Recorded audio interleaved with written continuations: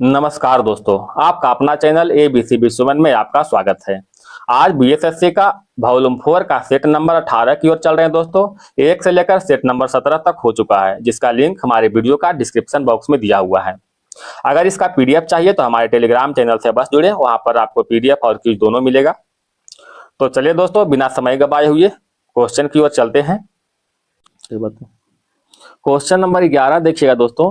कहता है किसी वस्तु पर एक नियत बल F लगाया जाता है, यदि वस्तु खाली स्थान तो बल के द्वारा किया गया कार्य धनात्मक होगा। कहता है कार्य जो है धनात्मक होगा। ठीक है, W के मान क्या होगा? पॉजिटिव होगा। W बराबर क्या होता है दोस्तों? F into S. ठीक है, ऑप्शन नंबर 1 में देखिएगा विस्थापित नहीं होगा। विस्थापित नहीं होने का अर्थ हुआ विस्थापन का मान 0। अगर एस का मान 0 धरते हैं तो इसका मान क्या होगा? 0 हो जाएगा। ठीक है, धनात्मक तो नहीं हुआ। ठीक है, बल की दिशा के विपरीत दिशा में विस्थापित होगा। जिस ओर से बल लगाएंगे उसका अपोजिट काम करेगा। मतलब जो है विस्थापन तो निगेटिव में हो जाएगा। ठीक है, अतः क्या हो जाएगा? W के मान भी निगेटिव हो जाएगा। ठीक है, ये भी नहीं हुआ। बल की दिशा में विस्थापित होगा, मतलब ठेल रहे हैं तो ढकला रहा है उधर ही। ठीक है, मतलब कुछ तो अपना जो है विस्थापन होगा 1 2 3 4। तो विस्थापन के मान 1 2 3 4 कुछ भी धरते हैं तो क्या होगा? कार्य कुछ नहीं कुछ तो होगा। 1F हो जाएगा, 1 न्यूटन कार्य होगा है। अगर दूर रहेगा तो 2 न्यूटन कार्य होगा। ठीक है, अतः ऑप्शन नंबर सी क्या हो जाएगा? सही होगा। कहता बल के लंबवत विस्थापित होता है। लंबवत का अर्थ ये हुआ कि किसी वस्तु को आप ऊपर अगर फेंकते हैं सीधा एकदम, ठीक है, ऊपर की ओर फेंकते हैं 90 डिग्री पर, ठीक है, फिर तो वहीं आकर गिरेगा। तो याद रखिएगा जहां से कोई वस्तु को फेंका गया लंबवत फिर वहीं आ गया, उसका अर्थ हुआ क्या? विस्थापन का मान 0 हो गया। तो 0 रखने पर क्या हो जाएगा? 0 हो जाएगा। ठीक है, अतः ऑप्शन नंबर क्या हो जाएगा? सी दोस्तों। दो पिंडों के बीच गुरुत्वाकर्षण बल के लिए निम्नलिखित में कौन सा कथन सत्य है? बताइएगा। कहता है यह प्राकृतिक में प्रतिकर्षित होता है। गलत है दोस्तों, प्रतिकर्षित नहीं, क्या होता है? आकर्षित होता है। इसका परिमाण पूरे ब्रह्मांड में एक समान होता है। ये गलत है, अलग अलग जगह पर अलग अलग होता है। ठीक है, ज्यादा कम। यह पिंडों के द्रव्यमान के गुणनफल के अनुक्रमानुपाती होती है। बिल्कुल सही दोस्तों। आगे बढ़े दोस्तों, आपका सपोर्ट बहुत ही आवश्यक है, प्लीज सपोर्ट कीजिएगा। एक सब्सक्राइब और लाइक अवश्य करें। चलिए क्वेश्चन की ओर बढ़ते हैं दोस्तों। किसी दर्पण की वक्रता त्रिज्या प्लस 20 सेंटीमीटर हो तो इस दर्पण की फोकस दूरी एवं प्रकृति क्या होगा? यही देख रहे हैं प्लस 20 सेंटीमीटर। अगर प्लस में होता है तो कौन दर्पण होगा दोस्तों? उत्तल दर्पण होगा। उत्तल यहाँ है, उत्तल यहाँ है। ठीक है, फोकस दूरी F बराबर क्या होता है? R/2। R का मान दिया हुआ है 20, 20/2 कितना हो जाएगा? 10। यानी कहने का मतलब हुआ 10 सेंटीमीटर प्लस उत्तल दर्पण में होगा। ठीक है, क्वेश्चन नंबर 14। कांच के एक त्रिभुज प्रिज्म में होता है। तो त्रिभुज प्रिज्म में क्या होता है दोस्तों? 2 त्रिभुजाकार आधार और 3 आयताकार आधार होता है। ऑप्शन नंबर 2 होगा। ताप की अवधारणा निम्न में से किस नियम से ली जाती है? ताप की अवधारणा जो है ऊष्मागतिकी के प्रथम नियम से लिया जाता है। ऊष्मागतिकी के प्रथम नियम से। क्वेश्चन नंबर 21 में आते हैं दोस्तों, बीच में मैथ और रीजनिंग था। ठीक है, कहता है मार्च 1946 में कौन सा मिशन भारत आया था? तो क्रिप्स मिशन भारत कब आया था? 1942 में आया था। साइमन का मिशन का गठन 1927 में हुआ था। अब भारत जो है 1928 में आया था। ठीक है दोस्तों, कैबिनेट मिशन का जो है कैबिनेट मिशन 1946 में भारत आया था। कैबिनेट मिशन के द्वारा ही जो है संविधान सभा का गठन किया गया था। ठीक है, कैबिनेट मिशन की बात करते हैं तो ये जो है कब आया था? 24 मार्च 1946 को भारत आया था। ठीक है, याद रखिएगा 24 मार्च 1946 को भारत आया था। इसमें 3 सदस्य थे। कौन कौन थे? एक था क्रिप्स, ठीक है, ये शॉर्ट फॉर्म बोल रहे हैं क्रिप्स। एक था लॉरेंस, एक था अलेक्जेंडर था दोस्तों, अलेक्जेंडर था। ठीक है, अगर इसका फुल फॉर्म देखें पूरा नाम तो सर स्टेडफोर्ड क्रिप्स। ठीक है, सर स्टेडफोर्ड क्रिप्स, AB अलेक्जेंडर और पैथरिक लॉरेंस, ये 3 सदस्य थे। ठीक है, क्वेश्चन नंबर थोड़ा आगे बढ़े दोस्तों 22 की ओर। 1857 की क्रांति हिंदू मुस्लिम का षड्यंत्र था, किसने लिखा था? तो हिंदू मुस्लिम का षड्यंत्र जो है जेम्स आउटरम के द्वारा जो है लिखा गया था। ठीक है, जेम्स आउटरम के द्वारा। एक था सैनिक विद्रोह, किसने कहा था? 1857 का विद्रोह सैनिक विद्रोह था। सैनिक विद्रोह था, किसने कहा था? जॉन लॉरेंस ने कहा था। जॉन लॉरेंस ने कहा था, याद रखिएगा दोस्तों, जॉन लॉरेंस ने कहा था। एक जो है बर्बरता और सभ्यता का बीच युद्ध कहा था, किसने कहा था? तो टी आर होम्स ने कहा था, टी आर होम्स ने कहा था कि यह बर्बरता और सभ्यता का युद्ध है। बताइएगा दोस्तों, इंडियन बार ऑफ इंडिपेंडेंस 1857 पुस्तक का लेखक कौन है दोस्तों? तो याद रखिएगा, B D Savarkar, B D Savarkar. ठीक है। एक और क्वेश्चन बताइएगा, 1857 का जो विद्रोह था, ना तो प्रथम, ना ही राष्ट्रीय, ना ही स्वतंत्रता संग्राम था, किसने कहा था? आरसी मजूमदार ने कहा था, आरसी मजूमदार ने।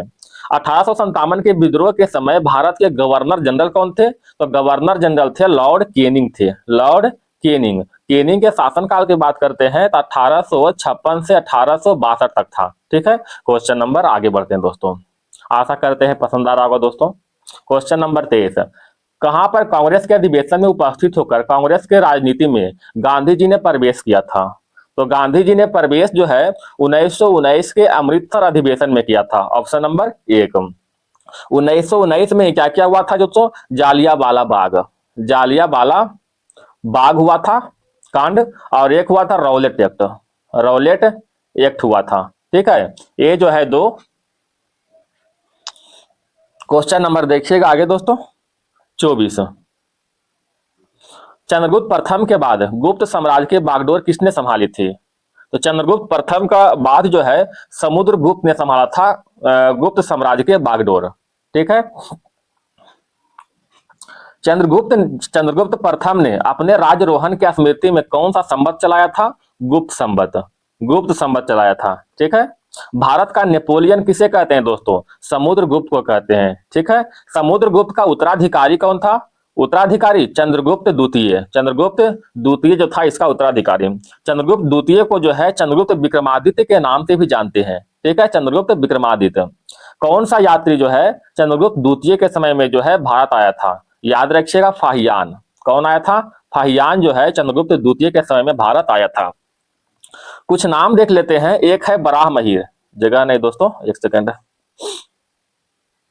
एक है दोस्तों बराह महीर, बराह मिहिर। एक है धनवंतरी, धनवंतरी। ठीक है। एक है कालिदास, बड़ा इंपॉर्टेंट हम नाम ले रहे हैं केवल, कालिदास थे। ये तीनों जो था चंद्रगुप्त द्वितीय के दरबार में नवरत्न थे। ठीक है। बराह महीर, धनवंतरी और कालिदास चंद्रगुप्त द्वितीय के दरबार में क्या थे? नवरत्न थे। क्वेश्चन नंबर आगे बढ़े। सिंधु घाटी सभ्यता में किस जानवर की पूजा का प्रमाण मिले हैं? कुब्बरदार बैल के। ऑप्शन नंबर 1, याद रखिएगा, कुब्बरदार बैल के। कहता है सिंधु घाटी सभ्यता में मुहरों पर सर्वाधिक अंकन जो है किस पशु को मिलता है? एक श्रृंग वाले, एक श्रृंग वाले बैल का मिलता है, एक श्रृंग वाले बैल का मिलता है। सिंधु घाटी सभ्यता में जो है किसकी पूजा प्रमुख थी? किसकी पूजा? मातृ देवी की। ठीक है, मातृ देवी की पूजा प्रमुख था। एक है दोस्तों हवन कुंड। कौन है दोस्तों? हवन कुंड, हवन कुंड। एक है बलि प्रथा, बलि प्रथा। ये दोनों का साक्ष्य कहां से मिला है? तो ये दोनों का साक्ष्य जो है कालीबंगन से मिला है, कालीबंगन से मिला है। ठीक है। सिंधु घाटी सभ्यता के निवासी जो है प्रकृति की पूजा में विश्वास करते थे। क्वेश्चन नंबर 26, पालघाट दर्रा निम्नलिखित में किसको जोड़ता है? पालघाट दर्रा जो है केरल और तमिलनाडु को जोड़ता है। Option number B. ठीक है। पालघाट दर्रा जो है केरल और तमिलनाडु को जोड़ता है। पश्चिमी घाट और पूर्वी घाट का मिलन स्थल जो है पालघाट दर्रा ही है। ठीक है, या फिर नीलगिरी पहाड़ी। ठीक है, पालघाट दर्रा या फिर नीलगिरी पहाड़ी। बताइएगा दोस्तों थाल घाट। कौन है? थाल घाट। थाल घाट जो है नासिक और मुंबई को जोड़ता है। नासिक प्लस मुंबई, मुंबई के बीच जो है स्थित है थाल घाट। एक है भोर घाट, आप लोग को मालूम होगा नाम ये सब। भोर घाट ये जो है मुंबई, मुंबई और पुणे के बीच है, मुंबई और पुणे के बीच है। एक है दोस्तों सेनकोट। क्या है? सेनकोट। सेनकोट जो है तिरुवनंतपुरम, तिरुवनंतपुरम और मदुरै के बीच स्थित है। तिरुवनंतपुरम और मदुरै के बीच है। तो याद रखिएगा, सेनकोट तिरुवनंतपुरम और मदुरै के बीच, भोर घाट मुंबई और पुणे के बीच, और थाल घाट जो है नासिक और मुंबई के बीच है। ठीक है। क्वेश्चन नंबर थोड़ा आगे बढ़े दोस्तों 27 की ओर। 27 में क्या कह रहा है? पृथ्वी के स्थलीय भाग के कितना प्रतिशत भाग भारत का विस्तार है? कितना परसेंट है? तो 2.4%, 2.4%। अगर जनसंख्या की बात करते हैं तो संपूर्ण विश्व का 17.5 5% जो है भारत में निहित है। अगर क्षेत्रफल की बात करते हैं तो कितना है दोस्तों, 32,87,263 वर्ग किलोमीटर। ठीक है, 263 वर्ग किलोमीटर। ठीक है, क्षेत्रफल की दृष्टि से जो है, क्षेत्रफल की दृष्टि से विश्व में भारत का स्थान 7वां है। पहला स्थान की बात करते हैं तो पहला स्थान रूस का है दोस्तों, दूसरा स्थान कनाडा का है, तीसरा स्थान चीन का है। ठीक है, क्वेश्चन नंबर थोड़ा आगे बढ़ते हैं दोस्तों 28 की ओर। भारत ने विदेशी शीतवीय बंदरगाह को संचालित करने का अधिकार हासिल किया है, यह किस देश में स्थित है? शीतवीय बंदरगाह जो है म्यांमार में स्थित है। शीतवीय बंदरगाह कहाँ स्थित है? म्यांमार में। क्वेश्चन नंबर 29 की ओर। दोस्तों अगर वीडियो पसंद आ रहा है तो कृपया सपोर्ट जरूर करें। क्वेश्चन नंबर 29, भारत में राष्ट्रीय वन नीति किस वर्ष से लागू किया गया था? राष्ट्रीय वन नीति जो है 1952, ठीक है, 1952 से जो है लागू किया गया था। ठीक है, इसी में है संशोधित राष्ट्रीय वन नीति। ये हुआ राष्ट्रीय वन नीति, एक है संशोधित राष्ट्रीय वन नीति, तो इसको संशोधन करके 1988 में जो है लाया गया था। 1988 में। बताइएगा केंद्रीय अनुसंधान संस्थान कहाँ स्थित है? केंद्रीय वन अनुसंधान संस्थान देहरादून में स्थित है। देहरादून में केंद्रीय वन अनुसंधान संस्थान स्थित है। बताइएगा दोस्तों वन संरक्षण अधिनियम, वन संरक्षण अधिनियम कब लाया गया? 1980 में। ठीक है, पर्यावरण संरक्षण अधिनियम कब लाया गया? 1986 में। ठीक है, वन्य जीव संरक्षण अधिनियम कब लाया गया? 1972 में लाया गया था। एक बार फिर बोल देते हैं, वन संरक्षण अधिनियम 1980, पर्यावरण संरक्षण अधिनियम 1986, वन्य जीव संरक्षण अधिनियम 1972। ठीक है, भारत का सबसे बड़ा वन क्षेत्र कहाँ स्थित है? मध्य प्रदेश में। आप लोग जानते होंगे सबसे बड़ा वन क्षेत्र कहाँ स्थित है? मध्य प्रदेश में। क्वेश्चन नंबर आगे की ओर बढ़े दोस्तों, मैथ रीजनिंग आ गया है। क्वेश्चन नंबर देखिएगा 41 से।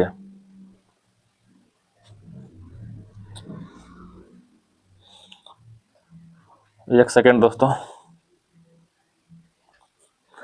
पानी हवा के एक के लिए क्रांतिक कोण CW और कांच हवा के लिए जो है क्रांतिक कोण जो है CG का संबंध क्या होगा? तो इसका संबंध की बात करें तो CW से ज्यादा CG से ज्यादा होगा। क्या होगा CW में? W से अर्थ क्या हुआ? वाटर। G से क्या हुआ? ग्लास। यानी कांच से जो है ज्यादा होगा क्रांतिक कोण वाटर में। Option number B. Question number 42, RAM किस प्रकार के संग्रह मेमोरी है? तो रैम जो है प्राथमिक मेमोरी है। ठीक है, रैम क्या है दोस्तों? रैम जो है प्राथमिक मेमोरी है, या फिर इसको कह सकते हैं अस्थाई memory, non volatile memory. Sorry, अस्थाई मतलब वोलेटाइल होता है दोस्तों, मिस्टेक से हम बोल दिए। क्या होता है अस्थाई मेमोरी या फिर वोलेटाइल मेमोरी? एक होता है दोस्तों रोम। ठीक है, रोम जो होता है अस्थाई मेमोरी होता है। पूछता है क्वेश्चन बहुत बार कौन सा अस्थाई मेमोरी है, तो याद रखिएगा रोम। अस्थाई मेमोरी तो रैम। रैम का फुल फॉर्म क्या होता है? Random access memory. Question number 43, इनमें से कौन सी राशि सदिश नहीं है? बताइएगा कौन सा है दोस्तों? तो शक्ति। शक्ति जो है अदिश राशि है। कुछ इंपॉर्टेंट जो है अदिश राशि देख लेते हैं कौन कौन से है। नॉर्मल तो आप लोग को याद होगा, दूरी, चाल, समय, ठीक है, क्षेत्रफल, ये सब अदिश राशि है। बताइएगा विशिष्ट ऊष्मा, विशिष्ट विशिष्ट ऊष्मा, विशिष्ट ऊष्मा, घनत्व ऊष्मा, घनत्व ऊष्मा। ठीक है, एक है दाब। ये तीनों के तीनों क्या है दोस्तों? अदिश राशि है। सदिश मत मारिएगा, अदिश राशि है। ठीक है, अदिश राशि है। विशिष्ट ऊष्मा, घनत्व और दाब ये सब क्या है? अदिश राशि है। बताइएगा दोस्तों कोणीय वेग, कोणीय कोणीय वेग जो है कौन सा राशि है? कोणीय वेग जो है सदिश राशि है। ठीक है, बल आघूर्ण, विद्युत चुंबकत्व, विद्युत घनत्व, ये सब क्या है? सदिश राशि है। क्वेश्चन नंबर थोड़ा आगे बढ़े दोस्तों। मैग्नीशियम और मैग्नीज के नाइट्रिक अम्ल के साथ अभिक्रिया करने पर निम्नलिखित में कौन सा गैस निकलती है? तो कौन सा गैस निकलती है दोस्तों? अगर मैग्नीशियम को जो है नाइट्रिक अम्ल यानी HNO3 के साथ अभिक्रिया करवाते हैं तो क्या बनता है दोस्तों? तो बनता है NO3 का होल 2 और प्लस में H2 बनता है। ठीक है, यानी हाइड्रोजन गैस बनता है। ऑप्शन नंबर सी। क्लोर क्षार प्रक्रिया में कौन सा उत्पाद बनता है? क्लोर क्षार प्रक्रिया में सोडियम हाइड्रोक्साइड बनता है। Option number 1। ठीक है, सोडियम हाइड्रोक्साइड बनता है। क्वेश्चन नंबर थोड़ा आगे बढ़े दोस्तों, मेरे साथ बने रहिएगा दोस्तों अंत तक। अगर कोई सुझाव हो दोस्तों तो अवश्य दीजिएगा। भारत के किस स्थान पर सर्वाधिक वर्षा होती है? तो सर्वाधिक वर्षा आप लोग जानते होंगे मासीनराम में होता है। Option number B. यहाँ का जो है वार्षिक वर्षा का रिकॉर्ड 1141 सेंटीमीटर जो है दर्ज किया गया है। ठीक है, जो कि विश्व का सर्वाधिक वर्षा वाला क्षेत्र है। कौन? मासीनराम। ठीक है। भारत में मुख्यतः वर्षा किस मानसून से होता है? दक्षिण पश्चिम मानसून से। दक्षिण पश्चिम मानसून से होता है मुख्यतः वर्षा। भारत के कोरोमंडल तट पर वर्षा जो है किस कारण होता है? तो कोरोमंडल तट पर वर्षा उत्तर पूर्वी मानसून के कारण होता है। उत्तर पूर्वी मानसून। Question number 52। अच्छा बताइए, सबसे कम वर्षा वाला क्षेत्र कौन है भारत में? तो याद रखिएगा, लेह। Question number 52। निम्नलिखित में कौन सा देश विश्व में चावल का सबसे बड़ा उत्पादक है? तो सबसे बड़ा चावल का उत्पादक जो है चीन है। अगर निर्यातक में बात करते हैं तो निर्यातक में कौन है दोस्तों? भारत है। निर्यातक में शीर्ष स्थान पर भारत है। अंतर्राष्ट्रीय चावल अनुसंधान संस्थान कहाँ स्थित है? मनीला, जो कि फिलीपींस में स्थित है। ठीक है। राष्ट्रीय चावल अनुसंधान संस्थान कहाँ है भारत में? कटक। भारत के मुख्य खाद्यान्न फसल कौन सा है दोस्तों? चावल है। Question number 53। साइमन कमीशन ने भारत के लिए परिकल्पना की थी। क्या परिकल्पना की थी?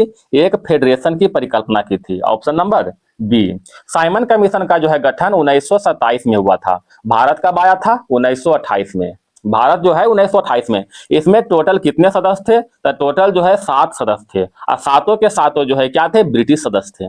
इसीलिए जो है भारत के लोग ने इसे बहिष्कार किया था। साइमन कमीशन को श्वेत कमीशन के नाम से भी जानते हैं। श्वेत कमीशन, व्हाइट मैन कमीशन के नाम से जानते हैं। क्वेश्चन नंबर 54 की ओर आते हैं। राष्ट्रीय मानवाधिकार आयोग भारत में निम्न में से किस वर्ष स्थापित किया गया? स्थापना कब हुआ? 1993 में। Option number 1। राष्ट्रीय मानवाधिकार आयोग जो है एक संविधिक निकाय है। एक संविधिक निकाय है, ना कि संवैधानिक। संवैधानिक नहीं बोल रहे, यह जो एक संविधिक निकाय है। इसका गठन जो है पारित मानवाधिकार संरक्षण अधिनियम 1993 के तहत किया गया था। बताइएगा दोस्तों, इसमें जो है कितने अध्यक्ष होते हैं? तो इसमें टोटल कितने सदस्य होते हैं? तो एक अध्यक्ष सहित जो है, सॉरी, एक अध्यक्ष और प्लस में जो है 5 गो इसके और सदस्य होते हैं, यानी टोटल जो है 6 सदस्य होते हैं। ठीक है। इसका अध्यक्ष कौन होता है? तो भारत की कोई भी सेवानिवृत्त मुख्य न्यायाधीश हो, या फिर उच्चतम न्यायालय का मतलब कोई भी न्यायाधीश या फिर मुख्य न्यायाधीश होगा। ठीक है, इसका अध्यक्ष के रूप में। बताइएगा दोस्तों, अंतर्राष्ट्रीय मानवाधिकार दिवस कब मनाते हैं? 10 दिसंबर को मनाते हैं। 10 दिसंबर को। राष्ट्रीय मानवाधिकार आयोग के प्रथम अध्यक्ष कौन थे? तो प्रथम अध्यक्ष की बात करते हैं तो रंगनाथ मिश्र। रंगनाथ मिश्र जो था प्रथम अध्यक्ष थे। Question number 55। भारत के संविधान को लागू होने के समय इसमें मूलतः कुल कितने अनुच्छेद थे? तो इसमें जो है मूलतः 395 अनुच्छेद थे। Option number B. मूल संविधान में 395 अनुच्छेद और 8 अनुसूची थी।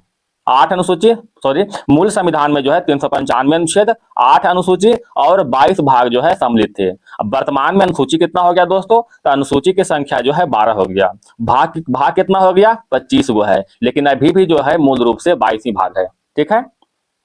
और टोटल अनुच्छेद कितना हो गया वर्तमान में? 448 से ज्यादा अनुच्छेद हो गया है। 448 से अधिक अनुच्छेद हो गया है। अब तक संविधान में जो है कौन सा संशोधन हो चुका है? तो अभी तक जो है 106वां संशोधन हो चुका है। 106वां संशोधन। क्वेश्चन नंबर आगे बढ़े दोस्तों, 56 की ओर। भारत के संविधान का कौन सा अनुच्छेद संसद को संविधान में संशोधन करने की शक्ति देता है? अनुच्छेद 368। Option number C. संविधान संशोधन से संबंधित जो है भाग 20 है। भाग 20 और अनुच्छेद 368। अनुच्छेद 356 के तहत क्या होता है? भारत में राष्ट्रपति शासन को लागू करते हैं। भारत में राष्ट्रपति शासन को लागू करते हैं। अनुच्छेद 198 के तहत क्या होता है दोस्तों? तो विधानसभा में धन विधेयक के संबंध में विशेष प्रक्रिया का वर्णन है, अनुच्छेद 198 में। Question number 57। पिछड़ी जाति के लिए राष्ट्रीय आयोग देश में निम्न में से भारत के संविधान के किस संशोधन के द्वारा निर्मित किया गया है?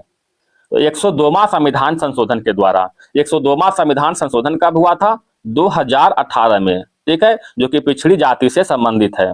इसको जो है अनुच्छेद जो है 338 का बी में रखा गया है। 338 का बी में रखा गया है। तो बताइएगा अनुच्छेद 338 में क्या वर्णन है दोस्तों? अनुच्छेद 338 में जो है राष्ट्रीय अनुसूचित जनजाति, राष्ट्रीय अनुसूचित जनजाति, जनजाति का जो है प्रावधान किया गया है। 338 का एक,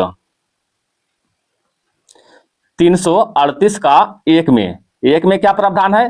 राष्ट्रीय, सॉरी दोस्तों इसे मिस्टेक कर दी हमें, 338 में जो है राष्ट्रीय अनुसूचित जाति आयोग का वर्णन है, ठीक है, राष्ट्रीय अनुसूचित जाति आयोग का।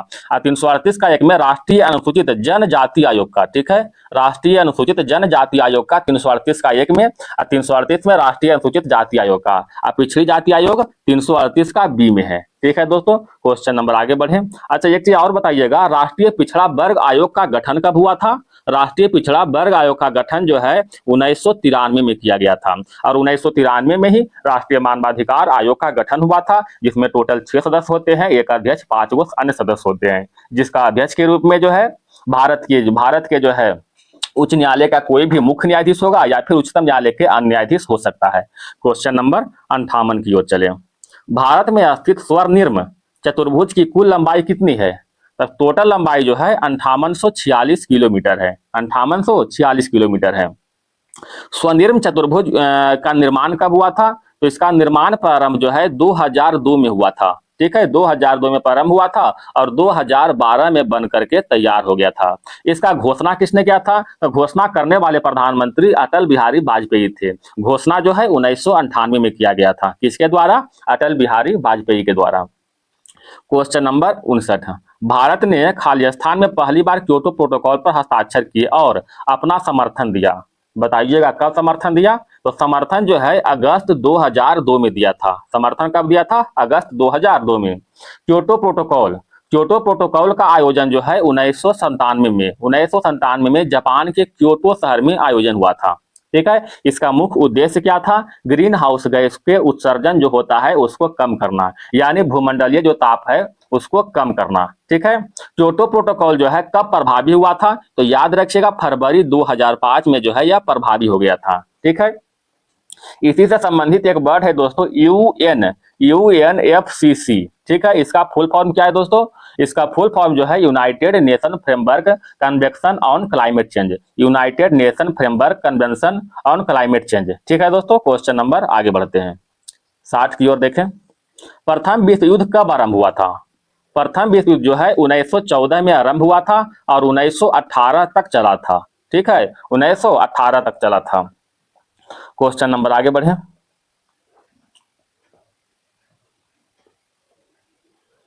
क्वेश्चन नंबर 71 में आते हैं दोस्तों, ठीक है। 71 में देखिएगा, कहता है निम्नलिखित में से एथीन के कार्बन की संयोजकता क्या है?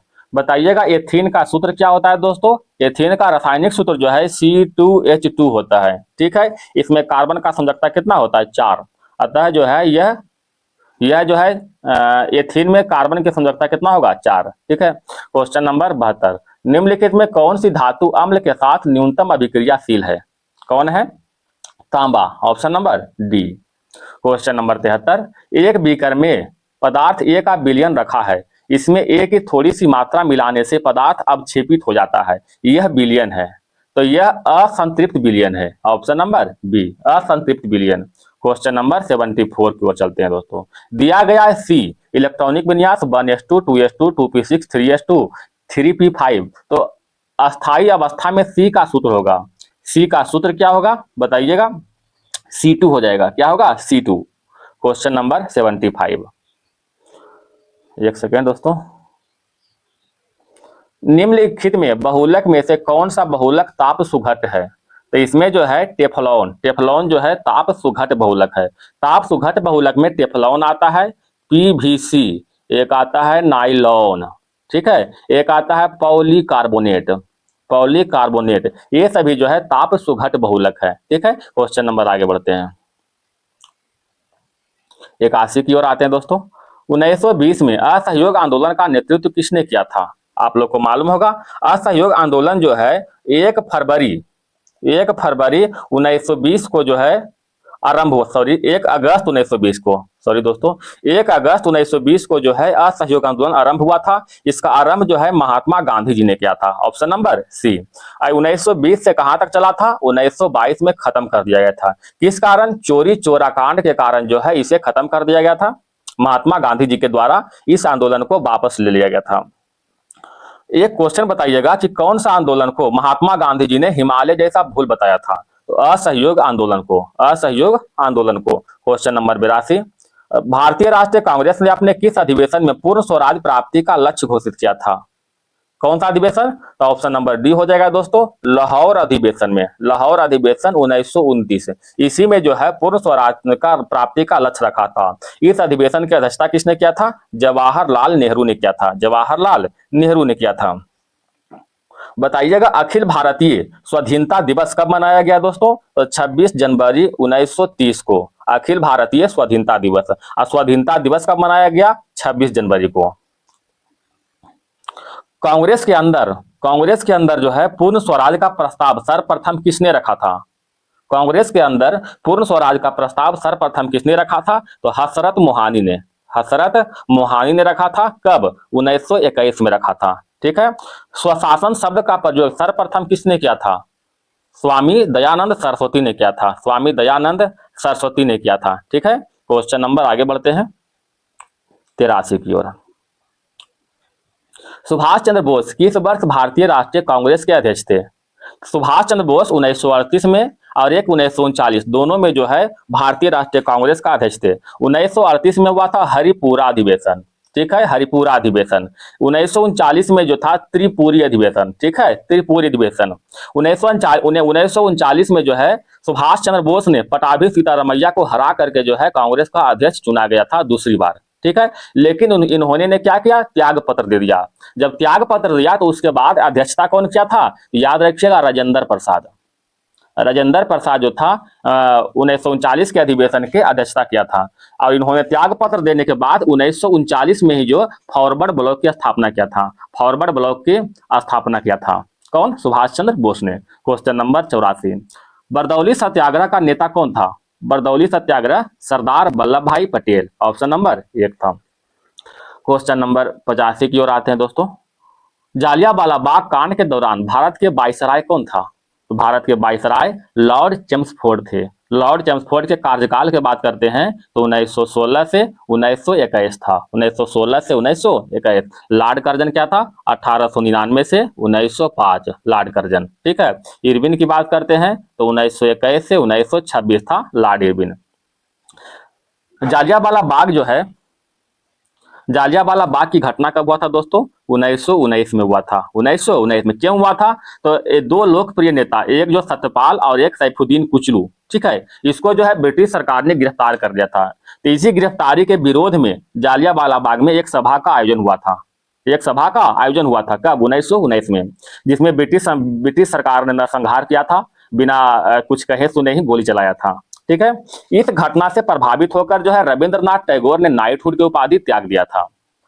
बताइएगा ये क्वेश्चन दोस्तों कि जालियांवाला बाग हत्याकांड की जांच हेतु कांग्रेस ने एक समिति का नियुक्त किया था। उसका अध्यक्ष कौन था, तो उसका अध्यक्ष जो था मदन मोहन मालवीय था, मदन मोहन मालवीय था। ठीक है। और ब्रिटिश सरकार की ओर से जो है, ब्रिटिश सरकार की ओर से हंटर कमेटी का गठन किया गया था। कांग्रेस की ओर से इसका अध्यक्षता जो मदन मोहन मालवीय ने किया था जांच समिति के, और ब्रिटिश सरकार की ओर से जो है हंटर कमेटी का गठन किया था। ठीक है, हंटर कमेटी का। क्वेश्चन नंबर देखिएगा 86 की ओर। चिपको आंदोलन का प्रारंभ किस राज्य में हुआ था। चिपको आंदोलन उत्तराखंड से जो है प्रारंभ किया गया था, उत्तराखंड से। चिपको आंदोलन के जनक कौन है दोस्तों, सुंदरलाल बहुगुणा। ठीक है, सुंदरलाल बहुगुणा। और एक इसी के साथ भी थे चंडी प्रसाद भट्ट। क्वेश्चन नंबर 87 की ओर आते हैं। संपूर्ण क्रांति का उद्देश्य क्या था। संपूर्ण क्रांति का उद्देश्य लोकतंत्र की स्थापना, ऑप्शन नंबर 1। संपूर्ण क्रांति का जो नारा है किसने दिया था, जयप्रकाश नारायण ने, जयप्रकाश नारायण ने दिया था। क्वेश्चन नंबर 88, किसी सदस्य की मृत्यु या फिर इस्तीफा के बाद होने वाला चुनाव को क्या कहते हैं। यदि किसी सदस्य को मृत्यु होता है या फिर इस्तीफा देता है तो इसके बाद होने वाला चुनाव को उपचुनाव कहते हैं। क्या कहते हैं, उपचुनाव कहते हैं। Question number 89। 2011 की जनगणना के अनुसार बिहार के साक्षरता दर कितनी है? बिहार के साक्षरता दर जो है 61.8%। 61.8%। अगर भारत के साक्षरता दर की बात करते हैं तो 74.04%। 74.04%। भारत में सबसे अधिक साक्षर राज्य कौन सा है? केरल। और सबसे कम साक्षर राज्य बिहार है दोस्तों। क्वेश्चन नंबर आगे बढ़ते हैं 90। बिहार में सर्वप्रथम नगर निगम की स्थापना कहाँ किया गया था? तो सर्वप्रथम नगर निगम की स्थापना जो है पटना में किया गया था। पटना नगर निगम की स्थापना 1952 में हुआ था। 1952 में। क्वेश्चन नंबर थोड़ा आगे बढ़े 101 में आते हैं दोस्तों। इनमें से कौन सा उभयधर्मी ऑक्साइड है? Phosphorus pentoxide, magnesium oxide, zinc oxide, sulphur dioxide. तो क्या होगा? Zinc oxide. ठीक है। उभयधर्मी ऑक्साइड में जो है जिंक, एल्युमिनियम, एसएन और पीबी, ये सभी जो है उभयधर्मी ऑक्साइड में आते हैं। एल्युमिनियम, जिंक, एसएन और सॉरी पीबी दोस्तों, पीबी। पीबी क्या है? उभयधर्मी ऑक्साइड है। धातु के ऑक्साइड कैसा होता है? तो धातु के ऑक्साइड जो है क्षारीय होता है, क्षारीय। और अधातु के ऑक्साइड क्या होता है? अम्लीय प्रवृत्ति का होता है, अम्लीय। बताइएगा सिलिकॉन जो है कैसा उपधातु है? तो सिलिकॉन जो है एक उभयधर्मी जो है उपधातु है। और द्रव अधातु ब्रोमीन है, द्रव अधातु ब्रोमीन है। सर्वोत्तम विद्युत धनात्मक तत्व कौन है दोस्तों? सीजियम। ठीक है, सर्वोत्तम विद्युत धनात्मक तत्व। Question number 102। इथेनॉल के दौरान निर्मित होता है खमीर में अनोक्सी शोषण की क्रिया। Option number B. अंडाशय के द्वारा नियंत्रित कार्य से संबंधित सही विकल्प का चयन कीजिए। थोड़ा सा ऊपर करते हैं दोस्तों। क्या होता है? मासिक धर्म। ऑप्शन नंबर डी होता है। मासिक धर्म खासकर जो है लेडीज में होता है। ठीक है, अंडाशय के द्वारा नियंत्रित होता है, प्रत्येक मास होता है मासिक धर्म। Question number 104। शीर्ष स्थल, शीर्षस्थ विभोजोतक निम्नलिखित में से किसमें उपस्थित होता है? पादप में। Option number 1। स्पाइरोगायरा में किस प्रकार का जनन देखा जाता है? स्पाइरोगायरा में खंडन होता है। Option number B. स्पाइरोगायरा में जो है खंडन होता है। एक है दोस्तों मुकुलन। मुकुलन किसमें होता है? मुकुलन जो है ईस्ट या फिर खमीर, ठीक है, ईस्ट या फिर खमीर और या फिर हाइड्रा में होता है। हाइड्रा में, खमीर, हाइड्रा में ये सब क्या होता है? मुकुलन होता है। एक है द्विखंडन। द्विखंडन किसमें होता है? बैक्टीरिया, जीवाणु होता है, अमीबा होता है, पैरामीशियम, ये सभी में क्या होता है? द्विखंडन होता है। क्वेश्चन नंबर आगे बढ़े 111 से आते हैं दोस्तों। बिहार में कितने प्रतिशत भौगोलिक क्षेत्र में वन फैलाव है? कितना परसेंट है? 7%। मात्र 7% में जो है वन का फैलाव है। बिहार का क्षेत्रफल कितना है दोस्तों? बिहार का क्षेत्रफल, भौगोलिक क्षेत्रफल जो है 94,163 वर्ग किलोमीटर है। ठीक है। Question number 112। भारत में श्वेत क्रांति के पिता के रूप में किसे जानते हैं? श्वेत क्रांति के पिता वर्गीज कुरियन है। श्वेत क्रांति का संबंध किससे है? दूध के उत्पादन से है, दूध के उत्पादन से। इसे ऑपरेशन फ्लड के नाम से भी जानते हैं। और हरित क्रांति के जनक कौन है भारत में? M S Swaminathan. हरित क्रांति का शुरुआत कब हुआ था? 1966 से 67 में हुआ था। Question number 13। भूटान का क्षेत्रफल का कितना प्रतिशत वन आच्छादित है? कितना परसेंट है? 70%। Option number C. Question number 14। Sri Lanka की राजधानी कहाँ है? श्रीलंका की राजधानी Sri Jayawardenepura Kotte. Option number B. जबकि कार्यपालिका और न्यायपालिका राजधानी कौन है दोस्तों? कोलंबो है। Question number 115। भारत के किस राज्य में सर्वाधिक जनघनत्व है? सर्वाधिक जनघनत्व जो है बिहार में है। ऑप्शन नंबर बी है। बिहार का घनत्व कितना है दोस्तों? 1106 व्यक्ति प्रति वर्ग किलोमीटर है। बिहार में सर्वाधिक घनत्व वाला जिला कौन है? तो सबसे अधिक जो है बिहार में शिवहर जिला में है। शिवहर, शिवहर का जनसंख्या घनत्व जो है 1880 व्यक्ति प्रति वर्ग किलोमीटर है। अगर सबसे कम की बात करते हैं तो सबसे कम कैमूर में है।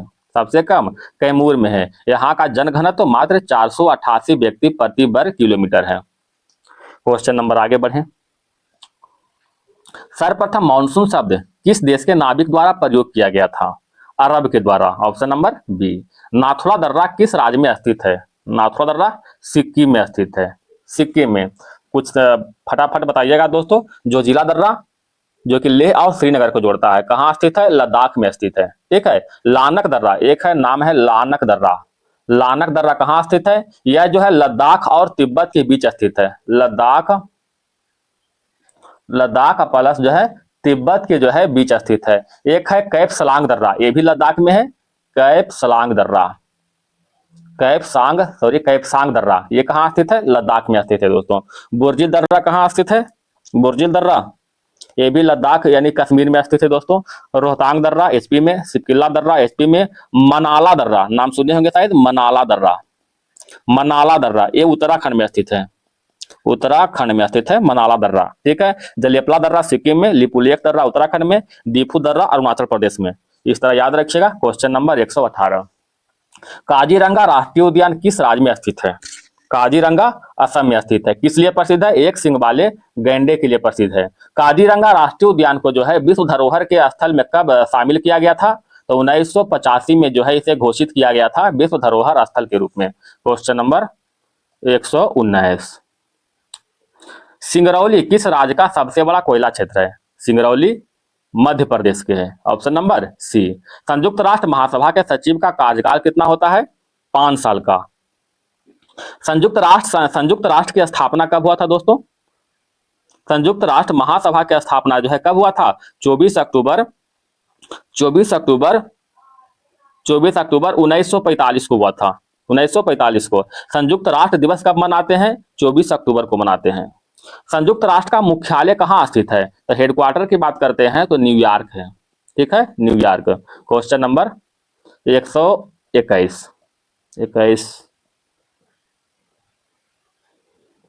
देखिए दोस्तों 131 में आते हैं हम लोग हैं।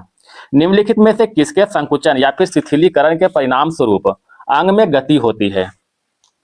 पेशीय कोशिकाएं। Option number B. Cough syrup में निम्नलिखित में किस एल्कोहल का प्रयोग किया जाता है? तो कफ सिरप में एथेनॉल का प्रयोग करते हैं, ठीक है। थाइमोसिन उत्तरदायी है। थाइमोसिन टी लसिकाणु के अधिक उत्पादन के लिए, थाइमोसिन से टी लसिकाणु के अधिक उत्पादन होता है। क्वेश्चन नंबर 134, हीमोग्लोबिन के साथ O2 के बंधन होने के संदर्भ में गलत कथन को चुनिए। डाईफास्फोरोग्लिसराइड सांद्रता में वृद्धि के बंधन में गिरावट। Option number D.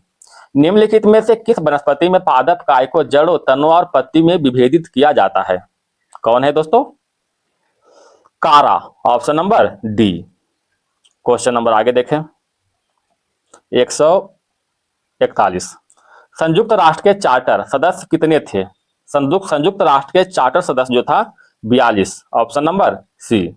संयुक्त राष्ट्र की स्थापना कब हुआ था? 1920 में हुआ था। 1920 में पेरिस शांति सम्मेलन के दौरान हुआ था। पेरिस शांति सम्मेलन कब हुआ था? 1919 में हुआ था। क्वेश्चन नंबर 142, यूएनओ के एकमात्र महासचिव कौन थे जिसकी जो है पद पर रहते हुए मृत्यु हो गया था? तो Dag Hammarskjold. Option number B. हम थोड़ा सा हैमरस के जोल्ड है दोस्तों, हैमरस के जोल्ड, ठीक है। निम्नलिखित में पेय फसलों में से भारत दुनिया में अग्रणी उत्पादक और निर्यातक है। कौन सा है दोस्तों? चाय का। Option number C. विश्व में सबसे अधिक कॉफी के उत्पादक करता कौन है दोस्तों? ब्राजील। ब्राजील जो है विश्व में सबसे अधिक कॉफी के उत्पादक करता है।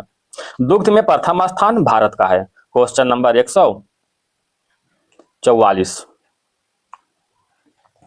निम्नलिखित में कौन सी योजना भारत में महिलाओं के उत्थान के लिए नहीं है? बेटी बचाओ बेटी योजना, इसका शुभारंभ कब हुआ था दोस्तों? 2015 में। 2015 में, ठीक है। इसी के दौरान भी सुकन्या समृद्धि योजना भी चलाया गया था।